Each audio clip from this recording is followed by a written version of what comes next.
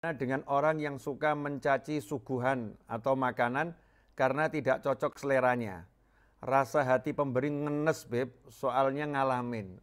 Ya, ini pertanyaan yang bagus yang terjadi dalam kehidupan sehari-hari. Mungkin saat ada seseorang disuguhi makanan, dia nggak sesuai seleranya, nggak suka, terus komentarnya itu nggak enak ya. Yang muncul adalah mencela makanan tersebut dan lupa kalau di situ ada yang mungkin memasaknya atau yang memberi itu sendiri lagi di hadapannya. Tentu itu melukai hati. Dalam hadis Sahih Bukhari disebutkan bahwasannya Nabi Muhammad sallallahu alaihi wasallam ma'aban Nabi sallallahu alaihi wasallam ta'aman qat in ishtahahu akalah wa illa tarakah. Nabi Muhammad sallallahu alaihi wasallam tidak pernah sekalipun sepanjang hidupnya mencela makanan. Yang enggak pernah mencela makanan. Kalau Rasulullah SAW suka, beliau makan. Kalau enggak suka, ditinggalkan. Itu yang diajarkan oleh Nabi Muhammad SAW. Ini adab terhadap makanan. Jadi Islam itu mengajarkan semua sendi kehidupan. Di dalam makan pun kita diajari dari mulai proses sebelum makan sampai setelah makan. Dan terutama juga terhadap makanan itu sendiri.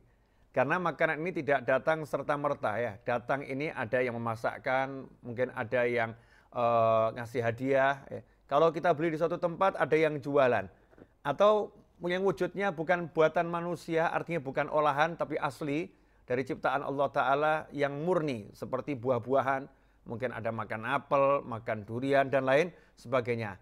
Tidak boleh kita mencela makanan yang memang asli ciptaan Allah Ta'ala atau yang sudah diolah oleh tangan manusia. Kalau suka, makan. Nggak suka, tinggalkan.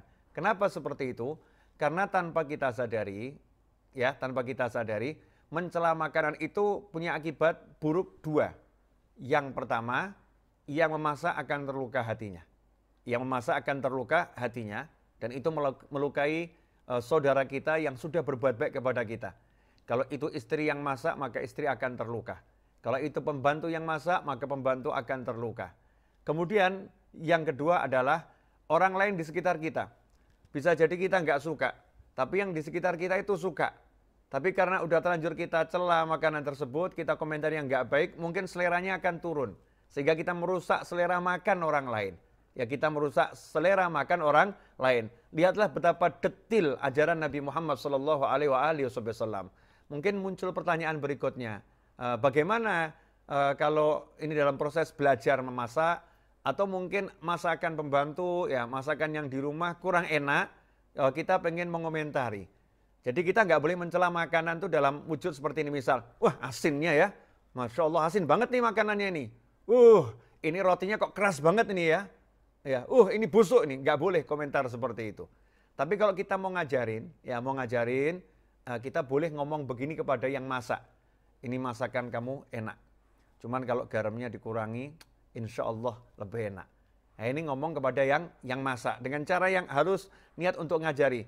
Entah itu pembantu rumah tangga atau mungkin juga pasangan hidup kita, mungkin suaminya yang masak, ya mungkin istri yang masak, maka komentari dengan cara yang bagus, bukan niat mencela, tapi niat untuk memperbaiki kualitas makan dengan kalimat yang bagus. Wah, ini kalau garamnya ditambah enak ini.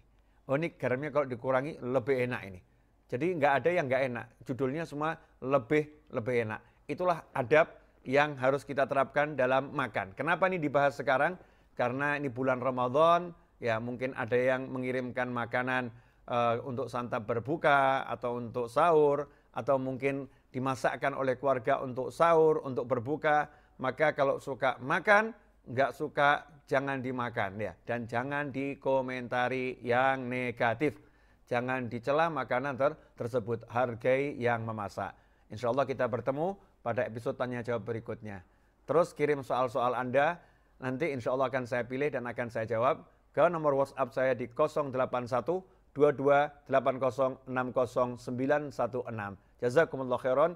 Mohon maaf atas segala kekurangan. Wal afu minkum. Wassallallahu ala sayyidina Muhammadin wa alihi wasallam. Walhamdulillahi rabbil alamin.